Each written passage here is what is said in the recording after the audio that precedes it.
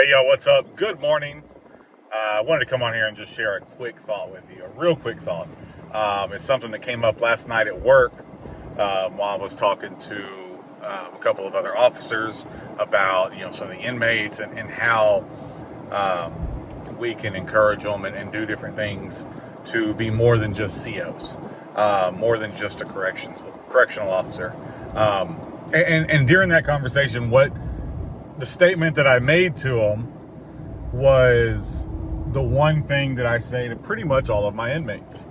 At some point or another, if I get to have the conversation with them where I am trying to encourage them or uplift them or show them that change is possible, the one thing I say consistently is you need to evaluate who's in your circle.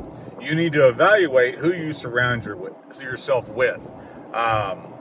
One of the guys replied to that. He's like, yeah, I had a sergeant a long time ago in the military that told me, show me who your friends are and I'll show you your future. And I was like, that rings very true as well. And that's one thing I try to teach these guys all the time is your circle is a big reason, a big part of what you are and what you are going to be and the type of situations you're going to be put in. If you don't have the right circle, you're going to be put in situations that are going to create issues. If you're not in the right circle, if you don't have the right people around you, then you're going to end up right back where you started if you go back to the same people that you were with before you tried to make a change. And I think about that, and then as I'm driving, I'm thinking about the biblical aspects of that. I think about the biblical parts and just a few examples of where people either had the right circle or the wrong circle.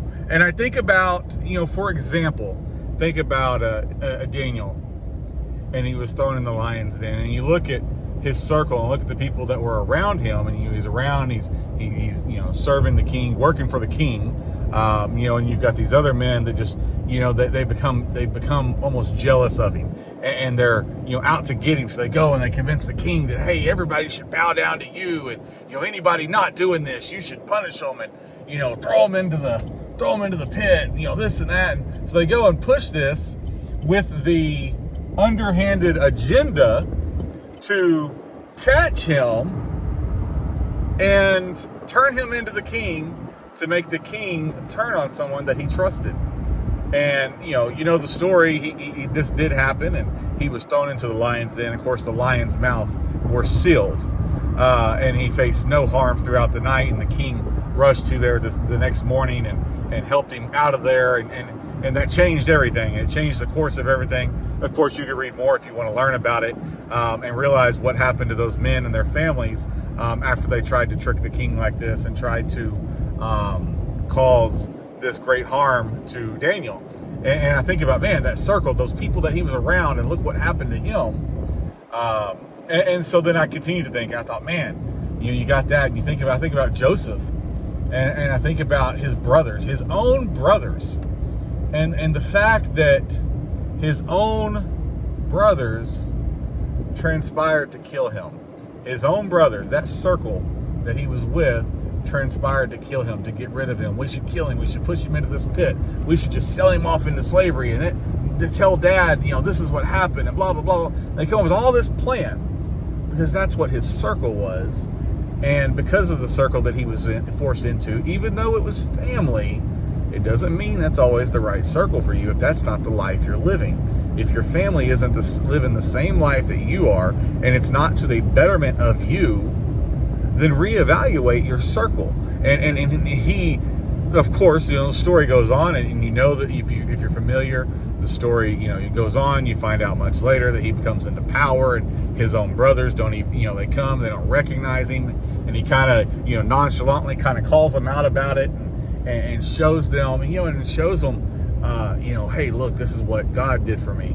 And it's just another example. And I think about, somebody like Job in the Bible, and he's going through, and he has just everything. He's got all these blessings and all this, just the farm and the animals and the wife and the kids, and he's got all of this stuff.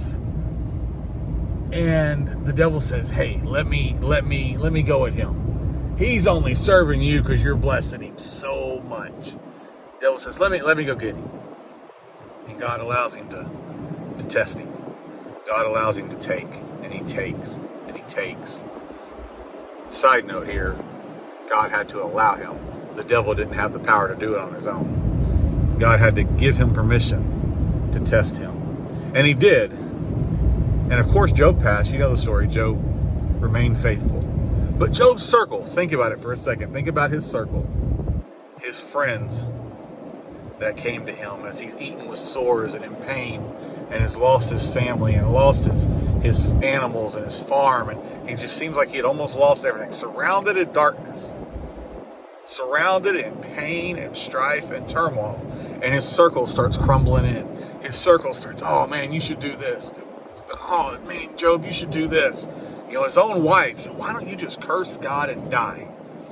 And I think, man, all through that circle tried so hard to get him to change, to get him to not acknowledge God as Lord and Savior, to acknowledge him as the King of all kings, to not acknowledge him as the all deserving God that he is.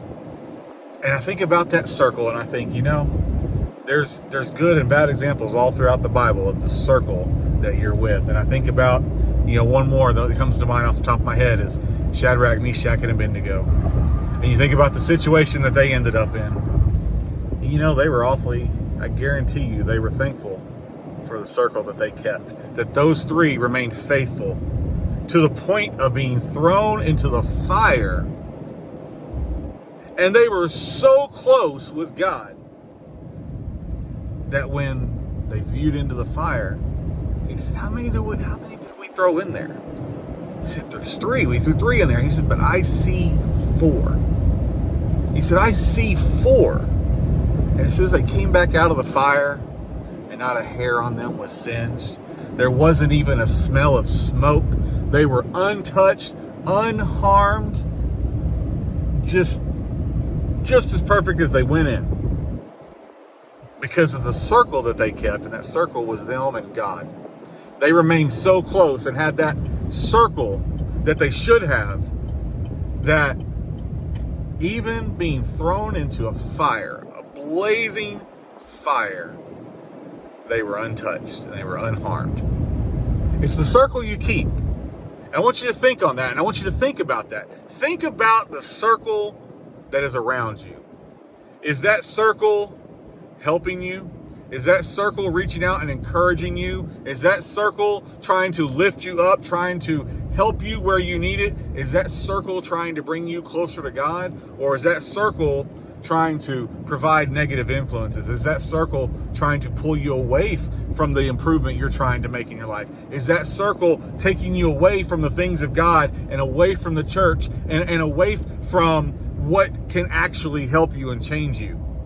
Think about your circle. And I guarantee you, if you think on your circle and you think about situations in your life where things have gone one way or the other, you're going to realize who was around you at the time. And I guarantee you, you're going to realize it was a different circle each time. If you had things going positive and things were going very well, I guarantee if you look at your circle, it's going to be different than the one that you had when you were struggling, when you were having issues, when you were under attack. You have friends, but are those friends actual friends? Are they encouraging you? Or are they watching you, waiting for you to fail? Because that's not a real friend. That's not the circle you want to be in. You don't want to be in the circle just to be in the circle. Oh, I got this circle. These are my people. If they're not doing anything for you, if they're not the positive impact that you need in your life, then you need to reevaluate that circle. If that circle continues to bring you down and continues to make you repeat the patterns that you have done throughout your life, then you need to reevaluate that circle. And I want to encourage you to find a new circle. Find a local church, a body of believers who truly believe and fear God, a body of believers who will pray for you, love you, and lift you up to God in prayer. I want to encourage you to find somebody like that, somebody who's truly there to help you, somebody that will uplift you at all times. I want to encourage you to find God, seek him out, seek his face, hit your knees and pray to him and say, God, I need you in my life. I need you to come in and make it yours. And I promise you, your circle's going to change and your life will too.